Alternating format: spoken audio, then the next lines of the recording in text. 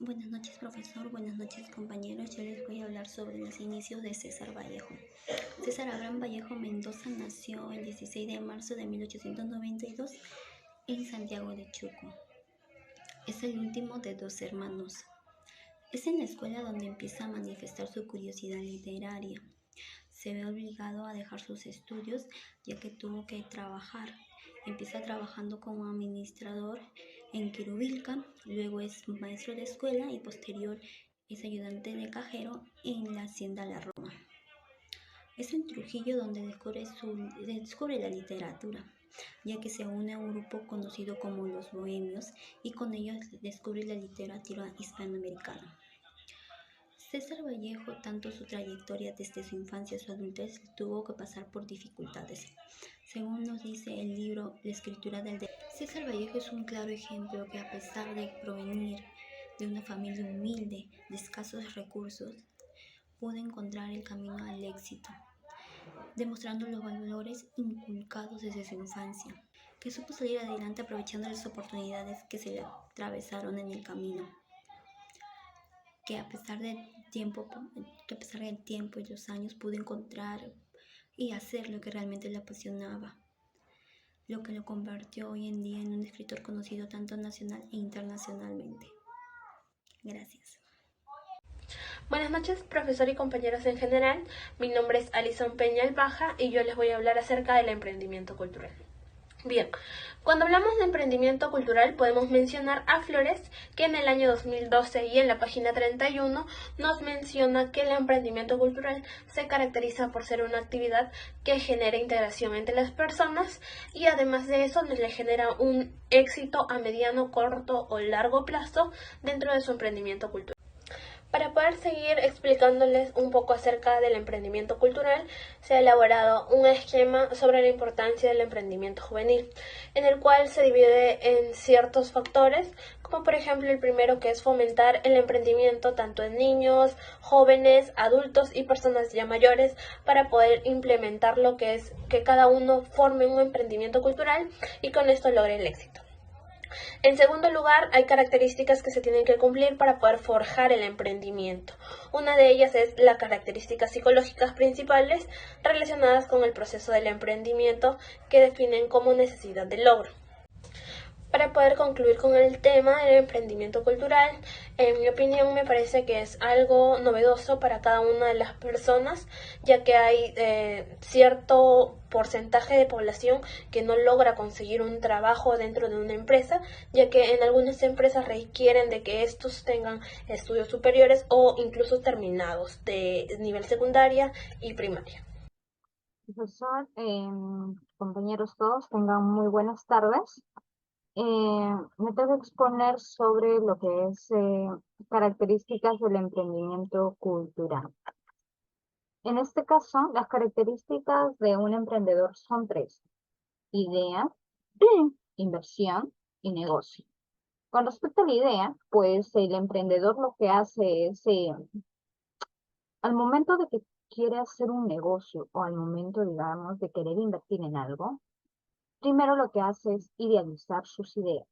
Al idealizar sus ideas en que generar que quieren abrir una empresa o abrir un negocio o cualquier otra cosa, lo que hace lo analiza para evitar caer, digamos, en algún error que a su idea lo pueda llegar a fracasar, hacer pérdidas de negocio, etc. O sea, ellos lo idealizan, digamos, lo visualizan a futuro, cómo es lo que ellos se ven a futuro con su inversión. Seguido de eso, en su inversión, ellos de su idea lo invierten y luego deciden, forman un negocio o su empresa. A eso, digamos, es una de las características de un emprendedor. Hidalgo, el escritor Hidalgo en el 2014, indica que el emprendedor tiene 4 puntos. Cristalizar una idea. Como ya habíamos dicho con anterioridad, el, el emprendedor idealiza su idea, lo lo parametriza, perdón, y lo idealiza. Cómo va a querer generar lo que es su negocio, su emprendimiento, a qué es lo que quiere llegar, cómo va a llegar, cuándo va a llegar.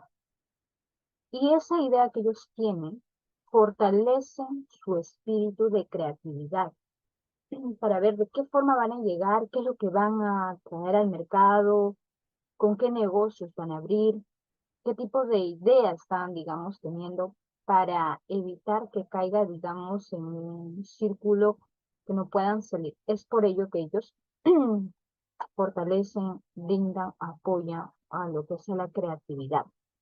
También invierten mucho, digamos, las empresas o las personas invierten mucho en su idea, en querer, digamos, mejorar algo, llegar a hacer algo, y a lo cual, al tener ya esa idea, al invertir en ello, lo que hacen es a futuro innovan, mejoran su negocio, mejoran su idea, innovan con tecnología, con recursos, etcétera. Y lo que también, digamos, indica Brain en 1994 es que afirma el proceso del emprendimiento involucra todas las funciones, actividades y acciones asociadas a la percepción de oportunidades y la creación de empresas para seguir. Caso de los hermanos Chaluja, que son ellos, ella. Ellos viajaron lo que es a Hawái en el 2011. Al llegar, digamos, a un restaurante, estos hermanos les llega la idea a la mente fusionar el sushi con el ceviche. Miran, qué locazo, qué rico, no sé. Y ellos, digamos, regresan al Perú. Al regresar, ellos abren un restaurante llamado Saki Po and Bulls, que acá lo tenemos uno de ellos, a lo cual ellos lo que hacen es invertir esa idea. Su creatividad de ellos fue fusionar el, digamos, el sushi con el ceviche. Al poco tiempo, ellos se convierten en una de las, digamos, de las empresas o de los restaurantes más innovados con respecto, digamos, a la comida, ¿correcto? Es por ello que estas personas, a partir, digamos, del 2011 que ellos viajan, al regresar, creo que pasan 3 años, y ellos, al pasar 3 años, ellos ya están funcionando, haciendo funcionar su restaurante, porque primero ellos hacen unas prácticas para ver el sabor, el gusto de la gente y poder llegar, digamos, al gusto o al paladar, digamos, de las personas. Eso, digamos, acá, como pudimos ver de un emprendedor, fue que idealizó su idea, hizo una inversión en su idea. Primero, en vez de que saquen, primero empezaron desde casa, digamos, haciendo los experimentos y lo demás para evitar, digamos, que caiga en quiebra o para evitar que, digamos, haga un error a futuro. Y hoy en día es uno de los restaurantes que, digamos, hace este tipo de fusión.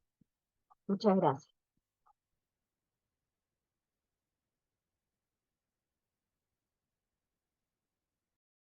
Bueno, yo les voy a hablar sobre la introducción de la radionovela. La radionovela se desarrolló en la época donde la tecnología no era tan intensa. Fue una herramienta de entretenimiento y actualmente muy pocas emisoras aún siguen produciendo dichos relatos. Efectivamente, la radionovela nos brinda variedades de relatos que hacen que nuestra imaginación vuele y se recree en nuestra mente de una manera fantasiosa. Agei afirmó en 1980 que la radionovela tiene diferentes expresiones donde desarrollan el drama, que es muy importante para la comprensión de las historias hacia los oyentes, ya que hacen que su mente pueda tomarlo de una manera distinta y dejar volar su imaginación. Se tiene como principal hecho que la radionovela fue creada precisamente para eso, de una, para ser una manera distinta de entretenimiento o comunicar a la gente sus historias de una manera fantasiosa, dejando a la imaginación del receptor. Antiguamente era un medio de comunicación muy fuerte la radio, por lo cual desarrollaban dichas novelas y las reproducían a través de ellas.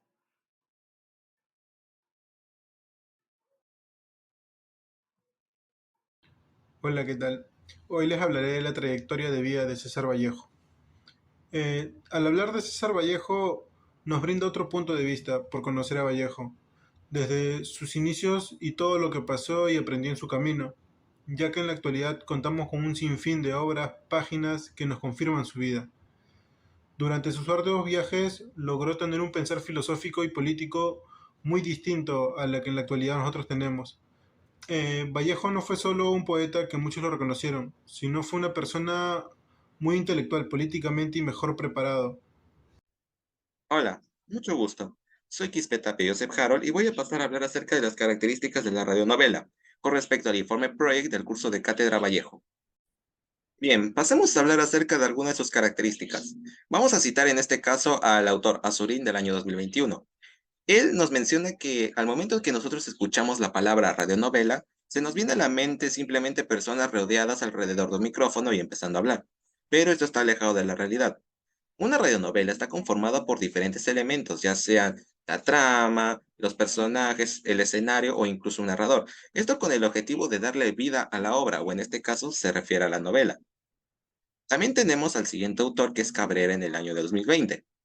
A sus palabras, se nos dice que al momento de que nosotros oímos la radionovela por medio del narrador o de los personajes, de poco a poco damos un sentimiento de lo que puede ser la melancolía, que puede ser la acción, el melodrama, el odio o incluso historias de amor. Esto respecto a qué novela se está tratando.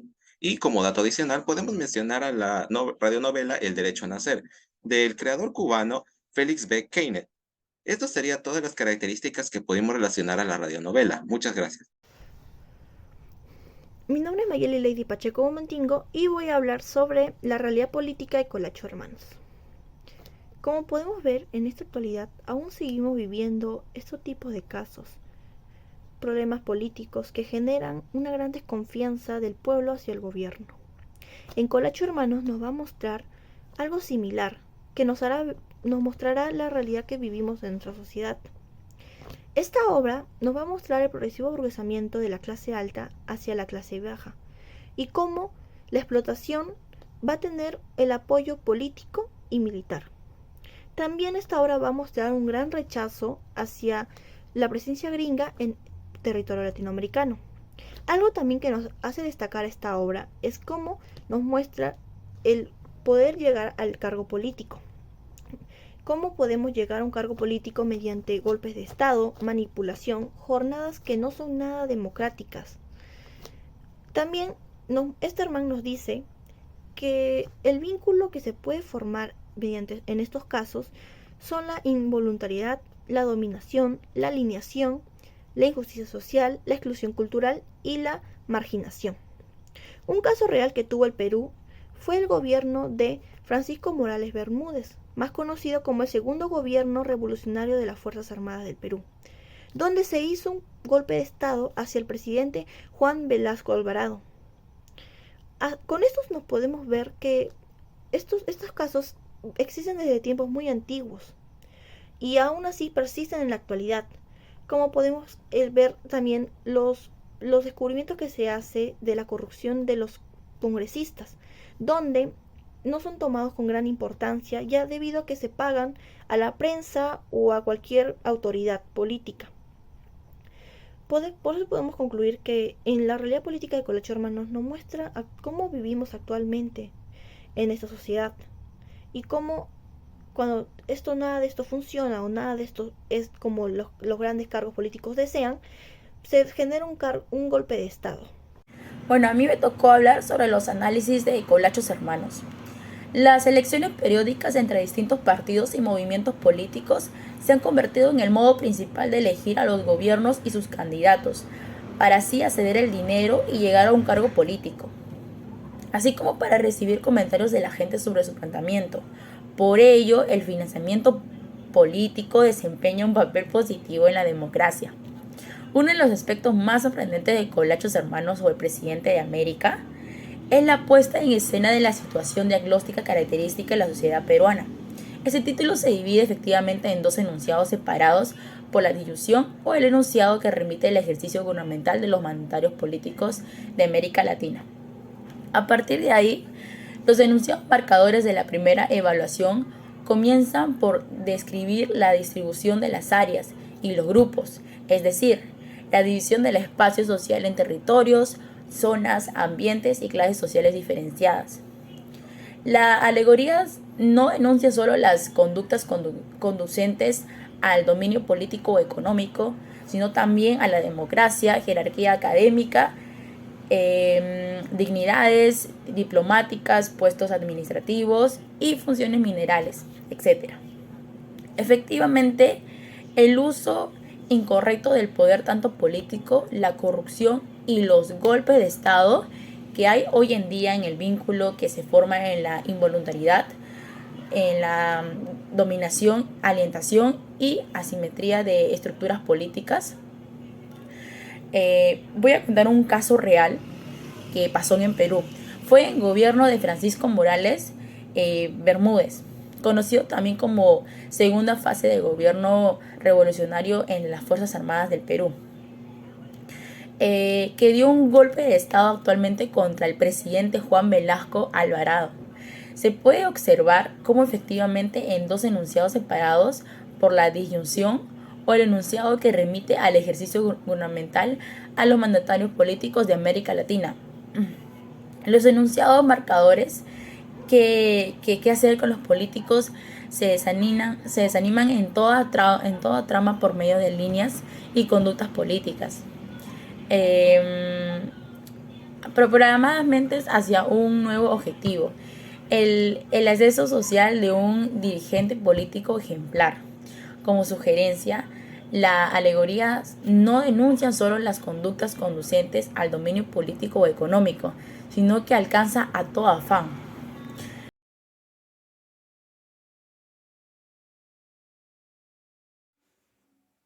Buenas tardes, profesor. Mi nombre es José Inautenquil Quilicadames. Me tocó la parte de la problemática en Colegio Hermanos. Bueno, un breve resumen referente a la problemática es, hablemos de TND. Fue un árbitro administrador de minas que impuso el poder financiero del imperio sobre la autoridad política local, ¿no? A tal punto que en el trabajo era un hombre cuya habilidad o cualidades se dividían por su apoyo financiero o por lo que tenía de influencias, ¿no? Es también posición política y otras cosas más importantes. Bien, por una parte, el gobierno se puede decir que Vallejo sirvió de nexo colonial entre hermanos Colachos y TND, ¿no? En la representación política y cultural, la colonialidad no tiene que ver con el hecho histórico de que todos somos producto de los procesos humanos de interculturalidad, sino con las relaciones en que este fenómeno genera con la involuntariedad, denominación, alineación y asimetría de estructuras políticas. ¿No? También injusticia social, exclusión cultural y marginación geopolítica, ¿no? Por otra parte, el monopolio de los yanquis fue criticado por absorber la economía nacional y manipular así las decisiones políticas y las ambiciones expansionistas imperiales que fue a través de contratos de concesión, ¿no? Que se dio en los años 20 y 30 del siglo XX, ¿no? Este es más que todo un resumen de la problemática en Hermanos Colachos. Gracias.